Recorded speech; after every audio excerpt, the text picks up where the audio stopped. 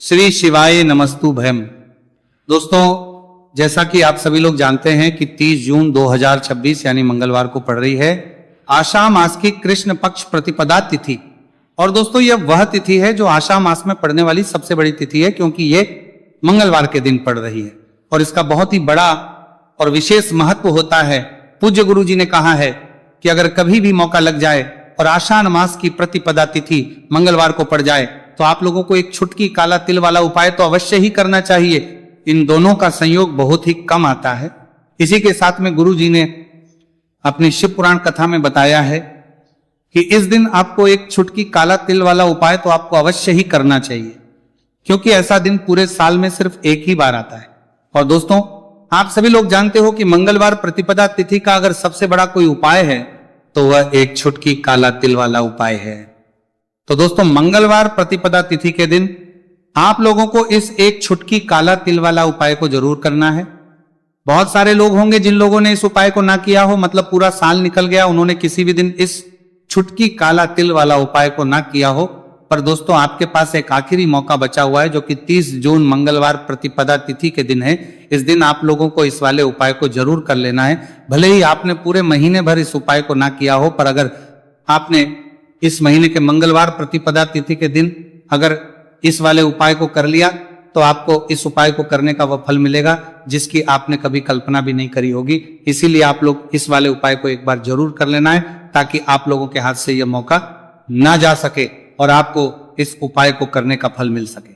दोस्तों, यह उपाय पंडित जी ने अपनी अभी की ही श्री शिव महापुराण की कथा में बताया है। उपाय को आज हम आपको बहुत अच्छे से समझाने वाले हैं। इस वीडियो को देखने के बाद इस उपाय को समझने के लिए आपको कोई और वीडियो को देखने की जरूरत नहीं पड़ेगी। तो चलिए दोस्तों, उपाय को शुरू करते हैं। देखिए, यह इस आषाढ़ मास के मंगलवार प्रतिपदा तिथि के दिन यह इतना खास होता है, इतना महत्वपूर्ण होता है, देखा गया है। कभी कभी बड़े बड़े पूजा पाठ अनुष्ठान से जो मनोकामना पूर्ण नहीं होते, वो आषाढ़ मास की मंगलवार प्रतिपदा तिथि के दिन एक छोटे से उपाय करने से ही आपकी मनोकामना पूर्ण होके। और बहुत सारे लोगों ने इस उपाय को किया भी है और उनको इस उपाय को करने का फल भी जरूर मिला है। अगर आप लोग भी इस उपाय को करना चाहते हैं तो आप इस उपाय को पहले अच्छे से समझ लेना, सुन लेना, उसके बाद करना, आपको इस उपाय का फल जरूर मिलेगा। और इस उपाय को कर लेने से आपके घर में चाहे किसी भी प्रकार की दुख और समस्या क्यों ना चल रही हो, आपको उसका कारण भी नहीं पता है कि भाई यह समस्या किस कारण से चल रही, उसका कुछ भी कारण हो सकता है, जैसे पितृदोष हो सकता है या किसी भी तरह का मंगल दोष भी हो सकता है। तो इस दिन आप लोगों को ये वाला उपाय कर लेना है। ये एक ऐसा उपाय है जिस उपाय को अगर किसी विशेष दिन पर किया जाए तो भाई उस विशेष दिन का जो है वह तो हमें मिलता ही मिलता है, पर हमने उस दिन पर इस उपाय को किया है तो हमें उससे भी बड़ा फल मिलता है, और फल बहुत जल्दी मिलता है, क्योंकि आप इस उपाय को बहुत ही बड़े और विशेष दिन पर रहे हो। तो चलिए अब उपाय के बारे में बात करते हैं, लेकिन उससे पहले आप लोगों को यह जानना आवश्यक है कि आखिर यह उपाय किस समय करना है, किसको करना है और कैसे करना है। तो चलिए हम आगे आपको वीडियो में एक एक करके बता देते हैं। लेकिन उससे पहले अगर आप लोग हमारे चैनल पर पहली किस समय करना है, बार आए हैं या फिर मेरी आवाज आज पहली बार सुन रहे हैं, तो हमारे चैनल को सब्सक्राइब जरूर कर लेना और इस वीडियो को लाइक करके कमेंट बॉक्स में श्री शिवाय नमस्तु भयम ओम नमः शिवाय जरूर टाइप कर देना। तो दोस्तों, इस एक छुटकी काला तिल वाला उपाय को हमें इस मंगलवार प्रतिपदा तिथि के दिन कैसे करना है, किसको करना है, किस समय करना है और कहां पर करना है, ये सारे सवालों के जवाब आपको इस वीडियो में मिल जाएंगे। और जो ये वीडियो देखेगा भाई, उसको एक छुटकी काला तिल वाला उपाय जरूर करना चाहिए, क्योंकि इस दिन काला तिल का भी बहुत ही बड़ा और विशेष महत्व होता है। और बात आ जाए एक छुटकी काला तिल वाला उपाय की, तो ये सोने पे सुहागा वाली बात हो जाती है और ये एक बहुत ही बड़ा उपाय हो जाता है इस मंगलवार प्रतिपदा तिथि का। तो अब दोस्तों, इस एक छुटकी काला तिल वाला उपाय को आखिर करना किसको है, सबसे पहले हम लोग वो बात जान लेते हैं। तो देखो, घर की जो बड़ी माताएं बहनें होती हैं, उन माताओं बहनों में से कोई भी एक बड़ी माता बहन इस वाले उपाय को कर सकती है। और दोस्तों, अगर आप तो अपने घर में से सभी सदस्यों को भी इस उपाय को करवा सकते हैं। अगर किसी व्यक्ति की खुद की कोई मनोकामना है, खुद की कोई दुख और परेशानी है जो कि वह अपने लिए ही करना चाहता है इस वाले उपाय को, तो वो खुद अपने लिए भी कर सकता है। बाकी अगर कोई घर में से ऐसा है जो कि अपने पूरे घर परिवार की सुख और शांति के लिए ये वाला उपाय करना चाहता है, तो भाई वो भी कर सकता है, उसमें भी कोई दिक्कत वाली बात नहीं है। कहने का मतलब है कि इस उपाय को हर एक सदस्य भी कर सकता है। और पूरे घर परिवार के सदस्य के लिए घर की बड़ी माताओं बहनों में से कोई एक माता बहन भी कर सकती है। माताएं बहनें अगर घर में उपस्थित ना हो या वही ये वाला उपाय ना कर पा रही हो तो फिर घर का कोई बड़ा सदस्य भी इस एक छुटकी काला तिल वाला उपाय को कर सकता है, चाहे फिर वो पुरुष ही क्यों ना हो, उसमें कोई भी दिक्कत वाली बात नहीं है। उसके बाद में दोस्तों जो अगला प्रश्न निकल आता है वो ये आता है, इस उपाय को लेकर के आखिर इस उपाय को हमें किस समय करना है, सुबह के समय करना है कि शाम के समय करना है? तो देखो इस वाले उपाय को आप लोग सुबह के समय भी कर सकते हो और शाम के समय प्रदोष काल में भी कर सकते हो। अब अगर आप पूछो कि भाई सबसे उत्तम समय कौन सा रहेगा इस एक छुटकी काला तिल वाला उपाय को करने का, तो हम आपसे बस यही कहेंगे कि इस उपाय को आप सुबह के समय करेंगे तो ज्यादा बेहतर होगा। बाकी अगर प्रदोष काल शाम के समय भी करेंगे तो भी अच्छा होगा, उसमें कोई भी दिक्कत वाली बात नहीं है। तो अब दोस्तों जो अगली सबसे बड़ी और महत्वपूर्ण बात आती है वो ये आती है कि सुबह अगर हम उपाय को करेंगे तो हमें कितने बजे से लेकर कितने बजे तक के बीच में करना है, और शाम के समय प्रदोष काल में करेंगे तो हमें कितने बजे से लेकर कितने बजे के बीच में करना है। तो देखो सुबह जितनी जल्दी हो सके आप उपाय को करने की कोशिश करना, कि अगर किसी कारणवश लेट भी हो जाओ, थोड़ी देर भी हो जाए, तो 10 या 11 बजे तक भी आप उपाय कर लेना, पर 12 बजे से ज्यादा देरी ना हो, ठीक है, इस बात का ध्यान रखना। उसके बाद में दोस्तों अगर शाम के समय प्रदोष काल की बात करें, प्रदोष काल का जो समय है होता है वो शाम के 6 बजे से शुरू हो जाता है। मतलब शाम के 6 बजे से लेकर 7 बजे के बीच का जो समय होता है, यह समय प्रदोष काल का समय होता है। तो आप उपाय को 7 या 8 बजे के बीच में भी कर सकते हो। मतलब शाम के 6 बजे से रात 8 बजे के बीच में आप कभी भी इस वाले उपाय को कर सकते हो, उसमें कोई भी दिक्कत वाली बात नहीं है। देखिए यदि आपके जीवन में संकट बहुत ही अधिक चल रहे हो, समस्याएं बहुत ही अधिक चल ही हो, एक एक रूप खर्च करने आपको बस ओढ़ रहा है, भूमि से जुड़ी हुई कोई भी समस्या हो, या फिर आपके विवाह से जुड़ी हुई कोई भी समस्या हो, या आपके व्यापार से जुड़ी हुई कोई भी समस्या हो, तो आपकी यह सारी समस्या इस मंगलवार प्रतिपदा तिथि के दिन समाप्त होने वाली है। तो चलिए दोस्तों जानते हैं उस विशेष उपाय के बारे में। देखिए इस वीडियो में हम पूज्य गुरु जी द्वारा बताए गए 3 बहुत ही चमत्कारिक उपायों के बारे में जानेंगे। देखिए यह जो उपाय है आपके जीवन से दुर्भाग्य का तो अंत करेंगे ही, साथ ही साथ यदि आपके जीवन में धन की समस्या चल रही है तो वह सभी भी आपकी समाप्त हो जाएंगी। देखिए गुरुजी ने बताया है कि जब भी मंगलवार प्रतिपदा तिथि का दिन पड़े तो हमें कर्ज मुक्ति के लिए कुछ उपाय करने चाहिए।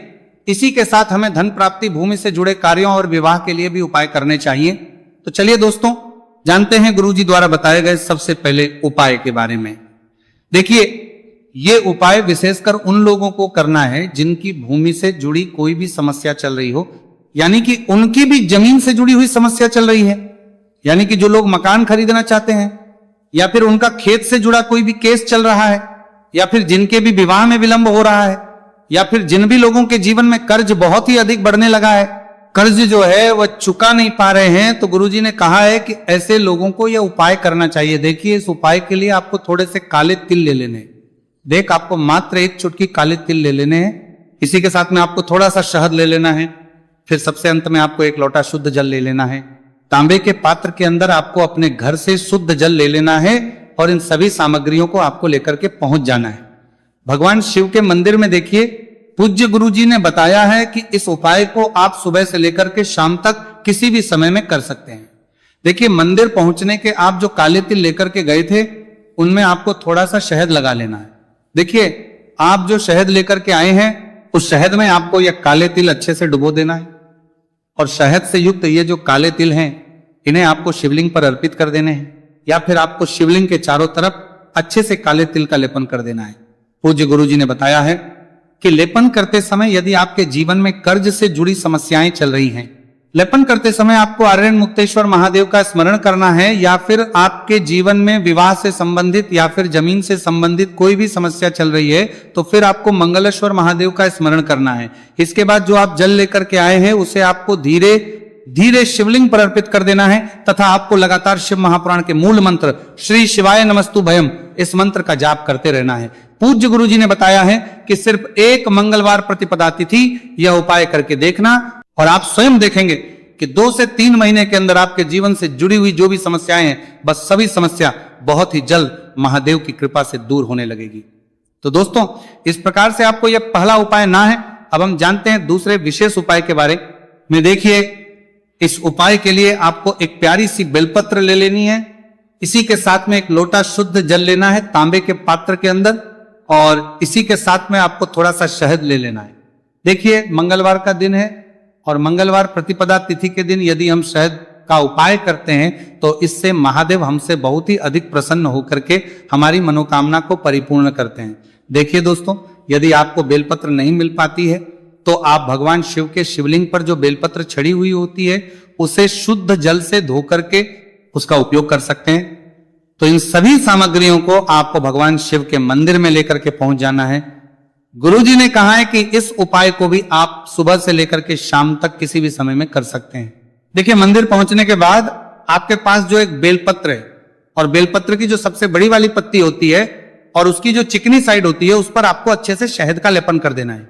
यानी कि बेलपत्र की बड़ी वाली पत्ती पर, पूरी ही पत्ती पर अच्छे से शहद लगा देना है। अब देखिए, ये जो बेलपत्र है इसे आपको अपने सीधे हाथ की हथेली पर रखना है, और आपके जो भी कार्य अटक रहे हैं, देखिए बहुत से लोग ऐसे होते हैं जो अपने नौकरी को प्राप्त करने के लिए सालों से तैयारी करते हैं लेकिन उनको नौकरी नहीं प्राप्त हो पाती है। बहुत से ऐसे लोग होते हैं जो बहुत ही मेहनत करते हैं, धन भक्ति के लिए बहुत अधिक प्रयास करते हैं, लेकिन फिर भी उनको धन प्राप्त नहीं हो पाता है। तो गुरुजी ने बताया कि जब भी आपको अपने कार्यों में सफलता ना मिले तो फिर आपको मंगलवार के दिन इस उपाय को अवश्य करना चाहिए। देखिए, अब आपको जिस भी कार्य में सफलता प्राप्ति करनी है उस कार्य को सफल बनाने के लिए आपको महादेव से प्रार्थना कर लेनी है, और फिर ये जो एक बेलपत्र है इसे आपको भगवान शिव के शिवलिंग पर अर्पित कर देनी है। देखिए, बेलपत्र की चिकनी साइड जिस पर आपने शहद लगाए हैं वो शिवलिंग से स्पर्श रहेगी, और इसकी जो डंडी है वो आपको जलाधारी की ओर रखनी है। इस प्रकार से आपको ये बेलपत्र अर्पित कर देनी है। अब देखिए, आप जो एक लोटा जल लेकर के आए हैं उसे आपको भगवान शिव के शिवलिंग पर धीरे धीरे अर्पित कर देना है। श्री शिवाय नमस्तुभयम इस मंत्र का जाप करते हुए देखिए, जैसे ही यह जल शिवलिंग से होकर के जलाधारी की ओर बह करके आएगा तो इसे आपको थोड़ा सा अपने सीधे हाथ की हथेली में झेल लेना है। इस जल को आपको अपनी दोनों आंखों पर लगा लेना है, और इस जल का थोड़ा सा छिड़काव आपको अपने शरीर पर कर लेना है। पूज्य गुरुजी ने बताया है कि जब भी हम मंगलवार के दिन शहद वाली बेलपत्र शिवलिंग पर अर्पित करते हैं तो इससे हमें महादेव हर कार्य में सफलता प्राप्त करवाते हैं। यदि हमें अपनी मेहनत करने के बावजूद भी पर्याप्त मात्रा में सफलता नहीं मिल पा रही है तो गुरुजी ने कहा है कि आपको मंगलवार प्रतिपदा तिथि के दिन यह चमत्कारिक उपाय अवश्य ही कर लेना है। अब दोस्तों, हम जान लेते हैं गुरुजी द्वारा बताए गए तीसरे विशेष उपाय के बारे में।